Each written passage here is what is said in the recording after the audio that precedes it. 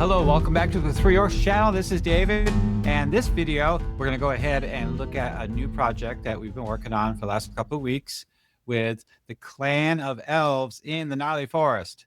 Now, my previous video was for Clan and Fealefel, which we created an entire organization for those clans and all the NPC leaders, the lore masters, plus a whole bunch of locations in that clan village of Oakbane. And the reason I had to do that is because it's a big hole in the campaign of the Temple of Elemental Evil. Because if you're doing connections with the slavers from the Wild Coast, or you have players from the Wild Coast starting their campaign there, there's going to be a lot of traffic going back and forth. And when it comes to the Temple of Elemental Evil, the second uprising in 579 Common Year, they need help. They're reaching out to other organizations and collaborating with them to support them financially and with provided with provisions and slaves, prisoners, for a lot of reasons. And a lot of those prisoners come from the Wild Coast or along the waterways with the pirates up in Ridge Run and Velverdaiva River. And we do have a pirate ship that goes between the Wild Coast and there, and also other pirate ships in the area that is raiding other merchant ships along the waters. But there's also bandit and brigand gangs in the Viscounty of Verbobonc and in the Gnarley Forest, causing a lot of trouble. Because as you know, at the start of this campaign, the only thing that's really known to be going on right now is the rise of banditry on the merchant roads. And it's a problem, but it's a local problem. So none of the forces are good. The high-level characters are concerned about it. That's a local issue for the local authorities to take care of. And Nulb does have a constable, even though he's not effective. And also there's a couple of agents from Valuna and Furondi there, Otis and Canonis de Vey from St. Cuthbert, trying to get to the bottom of where this organization's coming from that seems to be organizing these bandit raids. So it's still early in the campaign when it comes to that. So that's what the players are for, to get to the bottom of it, to instigate and to push it forward as a campaign storyline. So the thing is, they're preying on merchants going back and forth between the Wild Coast and divers and the Viscounty of Verbobonc, and not just regular merchants, but also bandits and slavers. So what are the elves of the Gnarley doing about this? The Wild Road that connects Narwhal in the Wild Coast to the village of Hommlet in the Viscounty of Verbobonc is a major artery. It's a major merchant road, and a lot of legitimate merchants travel along there, and slavers. Also, there's another road called the North Road, or the Forest Road, that goes up to divers, and that goes to Nulb.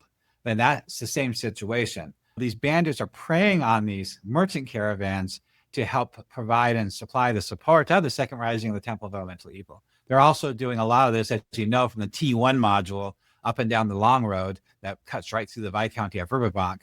And, Larith's raiding base is in the moat house just outside of the village of Hommlet. And there should be other Temple of Elemental Evil cult outpost out there besides Laris. As Gary Gygax intended in the module, he did state that the Dungeon Masters should expand all this, including Nulb, including other outposts, including that wider area. And before Living Greyhawk came along, there wasn't a lot. It was just a box set and some modules. But Living Greyhawk came along in the 2000s and really flushed out the area with a lot of these towns and NPCs and organizations like the Gnarly Rangers. And so that helped me, inspire me a lot to create this sandbox version idea, to create the sandbox version of the Temple of Elemental Evil. So you can actually run this campaign in the whole area. That way the players can come from anywhere. They can be involved with all these other side quests and missions and peeling back the layers of the onion, find out what's going on with a lot of politics. It's kind of like the Game of Thrones meets Temple of Elemental Evil. There's a lot of things going on. And I have wrote hundreds, thousands of articles on the World Anvil website as fan content for anybody to use in their campaign to run it. And again, I always highly recommend you read the original articles of anything we're talking about here to get the real lore. But my website is focused on cutting that information down so it's more referenceable and to bullet points. It's not to replace the original articles. It's just to fit it into this campaign whole structure as fan content. So this video, we're going to talk about another clan. So last week's clan was the most southern clan. And let me go ahead and show you the map so you can follow along what I'm even talking about. As you can see, on the eastern Viscounty, that orange line is the border of the Viscounty. And the most southern clan is Clan and Fealefel, right there. near the Jewel River. And as you can see, this road right here, which I haven't tagged yet, somebody needs to keep reminding me to do this. That's the Wild Road. And that Wild Road runs from Narwhal to, if we zoom in here, it's a little bit south of Hommlet. It connects to the Long Road. Now, my maps are based on Anna Meyer's maps because she got her locations and roads and rivers from the Living Greyhawk series, which expanded this area out. So the Dungeon Master doesn't have to do it himself. And it's semi-mechanical, because even though a lot of Dungeon Masters out there don't run their campaign after the Greyhawk Wars, or they don't like the way Greyhawk turned out after that, so they rather run the original Temple of Elemental Evil campaign with the box set. Well, you still expected, as Gary Gygax stated in the module, that you have to expand all this to really make it into an epic campaign. And the easiest way to do that is just use the Living Greyhawk stuff. You just have to pick and choose and watch out for the inconsistencies between the different lore. Well, anyway, the Southern Elf clan is Clan and Fealefel, and it's close to the border of the Selene, the Fair Kingdom of Selene. Actually, if you see that orange line there, that is the border of the Viscounty of Verbobonc. So Clan and Fealefel is not in the Viscounty. So you could say it is part of Selene's kingdom, I suppose, even though I always thought the lore stated that these 4 clans were separate, autonomous to Selene, but still beholden to the Queen Yolanda. They still work with them. They still, I don't know. I just look at them as kind of a loose, separate entity. So Clan and Fealefel is the most southern one. And that was done last week. And everybody's enjoying that immensely. And now this next one is Clan Fealefel. So as you can see, this Wild Road travels between the 2 clans. So the question you have to ask yourself, why is this important? Well, it's important if you're including the Wild Coast, especially the slaver thing.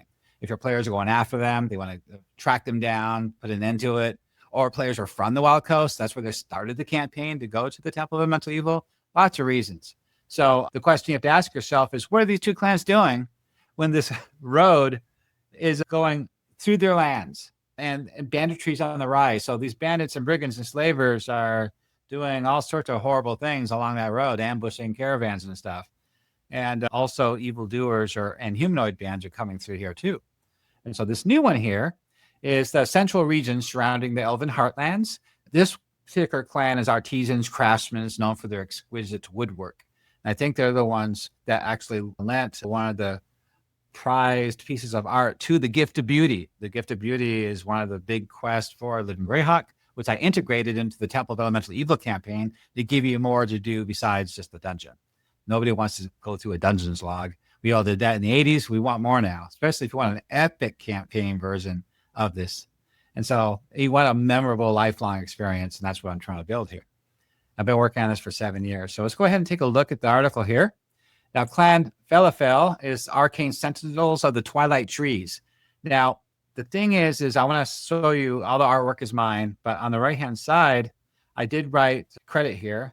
So one of my 3 Orcs Patreon members is Halagant, Damon Edwards, and he's written for Living Greyhawk before and other magazines before in the past. So he's got great credentials, and he knows what he's doing. He knows what he's talking about when it comes to Greyhawk lore, especially in this area of the Flyness.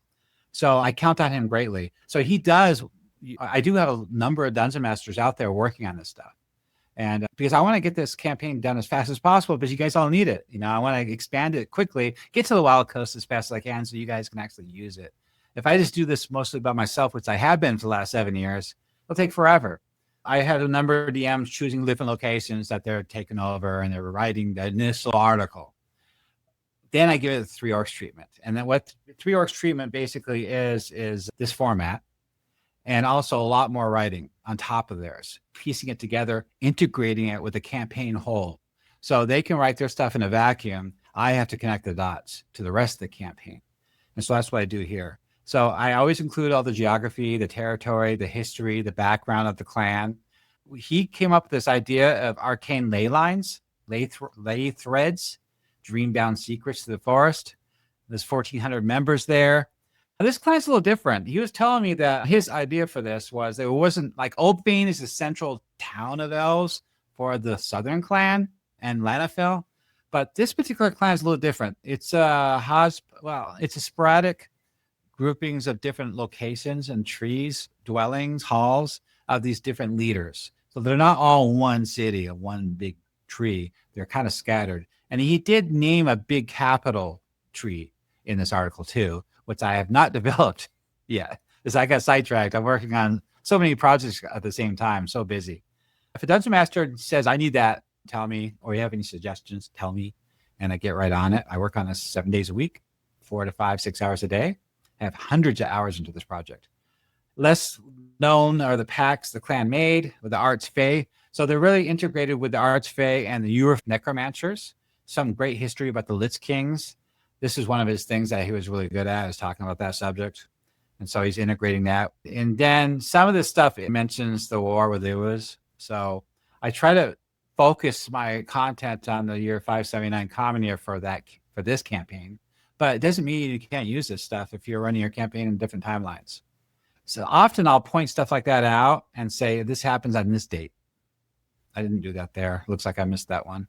So society, we put together the society and the culture and the mysteries there, arranged marriages and rituals and all the things you need to know to bring this place to life, to bring this clan to life. It's a lot of information here. Even the government and structure. So it's ruled by wizards only. Only wizards may serve as council members. 31-year term. Members are elected for 31 years. Blood fever protocol, advisory roles. Let's see here. So the advisory roles are for clerics, druids, and warlocks, and whatever you have in your campaign.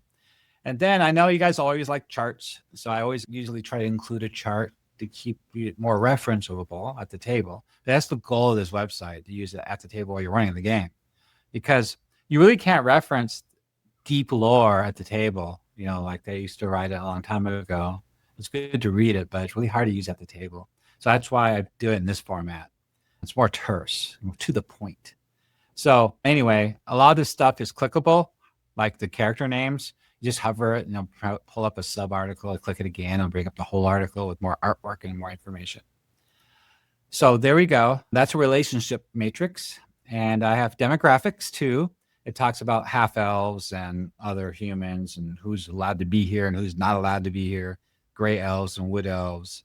The religion is quite obvious. The Elven Seldarin religion of gods for the elves. Then we talk about rites of the canopy of the Whispering Spires, Fae Elders, Archfey emissaries. It goes into quite a bit of detail about like strict rites and memory crystals and ancient rituals. Military. So basically, key threats to the patrols. The patrols are heavily warded. They're swift to strike, increasingly suspicious of outsiders due to the recent raids, increased humanoid activity from the Pomars and the Wild Coast. Raiders from the Nulb and Temple of Elemental Evil Resurgence, spontaneous undead from Bad Deep, which I have not keyed yet. If you guys have any information about Bad Deep, you can always come to our 3 Orcs Discord channel and work on this stuff with us and collaborate, or just give your opinion or review stuff. Every time I make an article like this, I put it up on Discord before I put it up on here, before I do any video or anything. I want to give everybody a chance to say, hey, you messed up here. This is not right. You omitted something. And so I make sure everybody gets a chance to collaborate, even though it's hard for everybody to keep up to all my work every day. You guys all have jobs. The Fading Lands is something invented about the Feywild bleeds into reality. We didn't really invent that, but it's a good idea. Fealefel mages maintain powerful mythal wards and ley-line convergence points and guard against Vecna's old cults. The ley lines are an interesting idea. I even asked everybody, does anybody have a map about the ley lines of Flanness? I remember seeing an article about that a long time ago, and I don't remember where it is. And I don't really go looking for that stuff anymore. I just rely on my own and my other DM's expertise on the matters like this. And so I thought it was a good idea that they're connected to the elemental nodes at the bottom of the Temple of Elemental Evil. And so the Temple of Elemental Evil, I talked about this last video, that it's warded. They sealed it after the first uprising. So they're trapped within. Well, wouldn't you think that those wards also stop any scrying or detection magics? So you can't really, the forces of good can't really monitor it too well because of those protective wards. But these Elven clans have been detecting things along those ley lines that are connected to those nodes, and they've been active. You know what the Temple of Elemental Evil agents are doing, the leadership? they're sacrificing all sorts of people into those nodes and using them and tapping into their power. And that can be detected along the ley lines. Pretty good idea, don't you think? So anyway, we're working on that idea, and we started it with this clan and the previous clan. So I always like to add relationships article to how they cooperate and work with other organizations out there, like the Gnarley Rangers, the Druids of the Gnarley, other clans. Here's the capital. So this is where he coined Dervania. So it's a maze of catwalks, platforms, veiled by glamour and illusion. It's both an enchanted fortress and an arcane sanctuary. So I have not created that sanctuary yet. Definitely haven't made a map.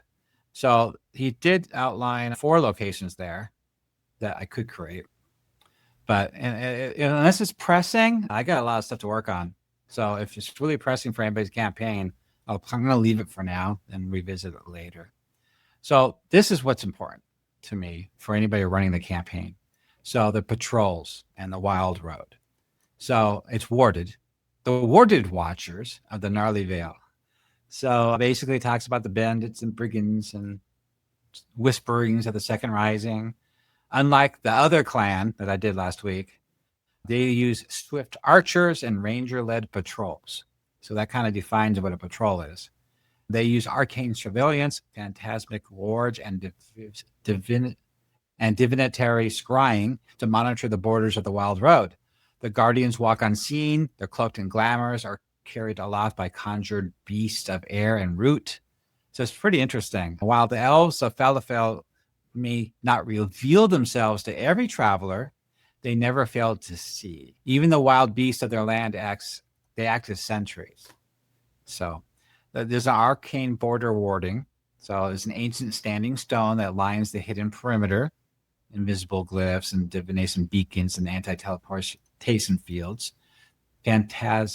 Phantom sentinels, they're illusionary constructs woven with illusion and alarm. They monitor the key forest passages. The wild road protocol is any unannounced patrols of warlocks and druids ride tamed forest beasts through veil-covered paths parallel to the wild road. So they're riding parallel to that merchant road. Fey pacts like satyrs and druids and quicklings, they report disturbances. Because recently there's been a big war band of orcs traveling through the area to get to that ancient soul temple, because that's what's keyed in that dungeon, that first dungeon for this campaign. The ancient soul temple's to the north, and it's infested by orcs. An orc chieftain and orc shaman. And it's pretty cool. And I'm using Noble Ambitions module from World of Greyhawk to do that. And I've been keying it with the permission of the original author. And it's on the website. Suspicion and secrecy. Recently, traffic from the east, like Nulb. Recently, Nulb, a hive of scum and villainy, has grown darker. Fealefel senses necromantic tremors and subtle planar interference, possibly tied to the temple's resurgence. These suspicions are shared cautiously with trusted cousins of Clan and Lenafel to the south and emissaries to the court of Selene. But no open action has been taken yet. You gotta realize there's no way they would send one elf to Nulb to investigate. He'd just get killed or captured and enslaved. They know better than that. It's too dangerous. And you can't send a force. You know why? Nulb is a town of the Viscounty of Verbobonc. It's not in the lands of the elves. They have no authority there. They don't want to risk antagonizing the lords of the Viscounty or Wilfric. But they have sent emissaries to Viscount Wilfric with this problem. So he's well aware of it. And that's why they sent those agents, Otis and Canis de Vey. Patrol activities and practices. So they have invisible warders, ley-line monitors, forest conquerors, mirror pools, coordination between the Gnarley Rangers and them. Now, this is the current concerns. So there was in 568 Common Year, there was an infamous incident involving the mercurial warrior sorcerer Nethalian Mistmantle, sent political shockwaves through the clan. Nethalian, a celebrated hero of the Hateful Wars, I need to link Hateful Wars because that's another article, slew his cousin, Liadriel, a gifted wizard, on the eve of Ascension. on the eve of her ascension into the Council of Chief Wizards. Though deeply devoted to her, it's believed that he was driven madness by bitter injustice of whatever. So there's a lot of lore here, or background that you can use in your campaign to bring it to life. Another one is the spreading of the feeding lands and the arcane instability. There's a problem with that going on. Basically, the key issues are bleed through unstable planar energies, magical feedback affecting the local fauna and flora, which the adventurers could find evidence of that, especially if they're a ranger or a druid while traveling through the area. That's obvious. Magic corruption interfering with divination and long-term spells. Druid pressure. So the druids of the Gnarley are pressuring for dangerous sites like Bad Deep. They're having problems with undead incursions. The necromancer Belzine from the nearby Wailing Halls also has intensified this debate. So that's another source of adventure for this campaign, which I have not done yet. So if anybody's interested or have information about that location, come on our Discord and we can talk about it and maybe add it to this website. Escalating tensions along the Wild Road, and which is I keep harping on. This is the main merchant road going back and forth.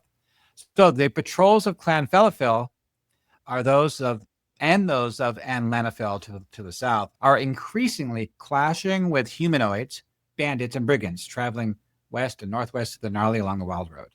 These groups, hailing from the Pomarge and Wild Coast, seem destined for the Cron Hills and the Vice County of Verbobonc.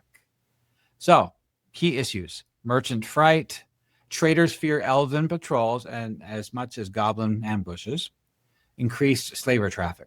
Rising reports indicate that some brigands are ambushing caravans, taking prisoners and slaves, and transporting them towards Nulb, a known den of vice and temple-aligned activity. The known part is basically maybe they're thinking might be a remnants of a splinter cult from the last war. Nobody really truly believes or understands that there's a second rising yet. They don't have proof of that.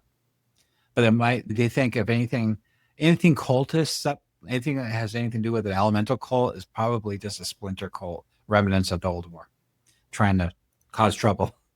Trusted exceptions: the Gnarley Rangers, they trust them, and diplomats like Ranger Knight Henretha. And of course, she has her own article with artwork and stat block and all that stuff. So it's pretty cool. So if you scroll back to the top right, it's at the very top, I gave them a quote, a motto for the clan, picture of what the capital looks like. And then I made a list of linkable leaders on the page of who's in charge and what level they are. We had a long conversation on Discord about what level these guys are compared to the World of Greyhawk leaders. Hologrant had a sound argument to why they're so high level.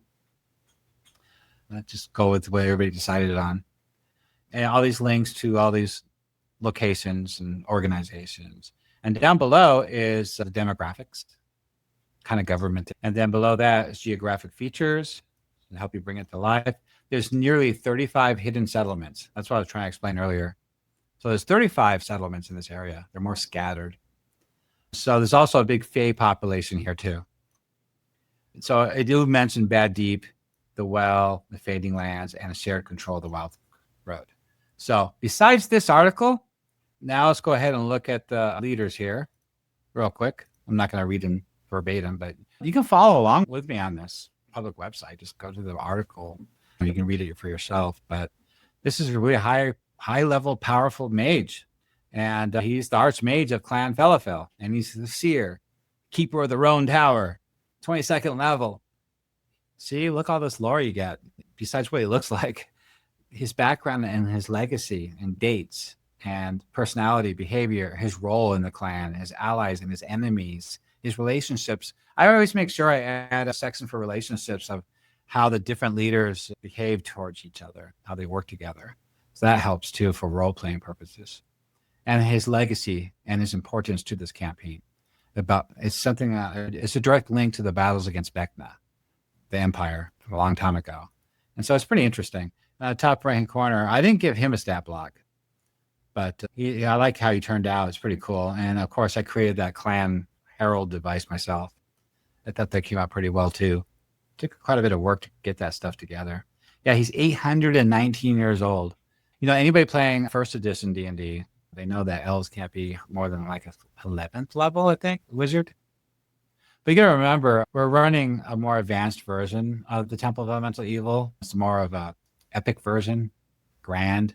You're expected to run this all the way until you get to the Giant series and the Drow series and Loth. And Joseph Block wrote the Q2 module and the T0 and the T5 module. And I recommend those two to go along with this. We have a lot of Dungeon Masters actually not running just AD&D. We have many actually running 3rd edition and Pathfinder and some 5th edition. And so that's why sometimes I feel like it's a waste of time putting stat blocks in, because so many different editions just with the level. But sometimes I do. If somebody needs it, I'll put it in. Just got to tell me. But anyway, that's how it works. Living Greyhawk, locations, lore, NPCs are all based on 3rd edition. So that's why their character levels are so high. Just keep that in mind too. No, you as a Dungeon Master can do whatever you want, right? You don't have to follow exactly. You don't have to use all this either. The reason there's so much here is because it's ready for your use if you need it. It's better to have it than not have it. All right, so then we have the next guy. He's the diviner. He's 18th level. And she is Elephane of the Veiled Sight. She's an 18th level pragmatic seer, loyal to Labelas. She maintains close ties to Ogfane. I always like to add quotes that help bring them to life for role playing. It's the same stuff, relationships, her importance to the campaign, what's happening, things like that. So it really brings it. Now, the next one, real quick, is Galador. I believe that's how you say it. Galador is of the Bright Accord, Flame Singer of Fealefel, Herald of the Renewed Kingship, Council Mage of the Wild Road. And this character, same thing, just detailed information about everything you need to know about that character. But I decided not to create stat blocks for these characters, but I could. I think I did for the last clan. Okay, the next person would be Nylanther. Let's take a look at that. He's a Blade Warden. So he's like a, fighter? Yeah, he's a fighter wizard. I don't know if that's a misspelled. Maybe he's fighter 12, wizard 16. I'll have to ask. I think I might have messed up there. He's 465 years old, and everything you need to know about him, including some plot hooks. I gave you 2 plot hooks. I like to add those as much as I can. That way, it'll help you as a dungeon master to bring the campaign more to life. I always say that. And then last character, Silowin,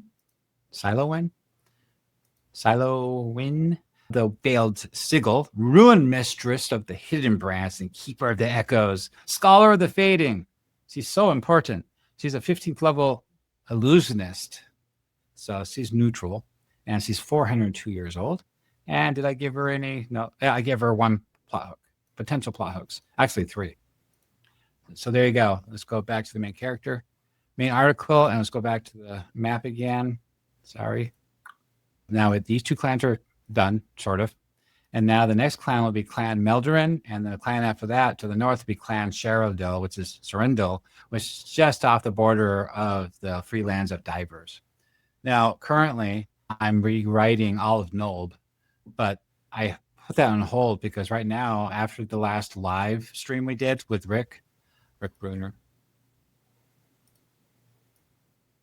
currently, since the last live stream with Rick Bruner, who's the author of Noble Ambitions, gave me permission to add it to this campaign and rewrite it for this timeline. And that's what I've been doing all week long. I've written like 8 articles so far, and it's coming along great. If you want to start your campaign from the city of Verbobonc, I highly suggest you use that quest line.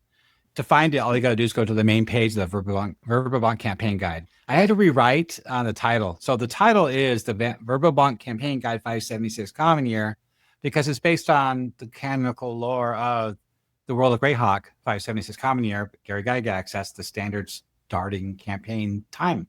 But the Temple of Elemental Evil module is supposed to start in 579 Common Year. So the world is 576 Common Year, but the current time is 579 Common Year because we're running that adventure. And I actually clear that up here too to explain it. One of the reasons I did that is because people are searching for this stuff on the internet and they type in 576 and they'll find me. That's one of the reasons too. So if you go down to the World Codex and go down to campaigns, there's a whole bunch of campaigns here. And as you can see, Noble Ambitions right here. Let's see. And the whole table of contents lists all the articles I've written so far. And if you scroll down on the main camp page, on the right-hand side is all the subplots. So I've written this one, 1, 2, plus 6, 8 articles so far. And all these articles, all these characters, organizations, and locations are all linked together with this too. As you can see, I did a lot of work, and it's coming out really well. And this is definitely proving that this is the best campaign ever of Dungeons and Dragons. So if you like what you've seen so far, please come to my Discord channel and collaborate or get involved with the project, or you can come to my Patreon to support the project. And anybody that's just a regular member there, they can get all this stuff for free. But only the higher resolution versions of my maps are available for members only. Did you enjoy video? Consider tossing support on my Patreon. It's best way to support orcs. If you would like to see more content, subscribe and post comments below. It better not be bad.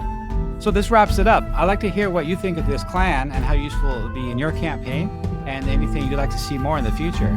I hope your group of players have as much fun in this campaign as my players always had in the past. You guys have a good time and good week, and I'll see you next time.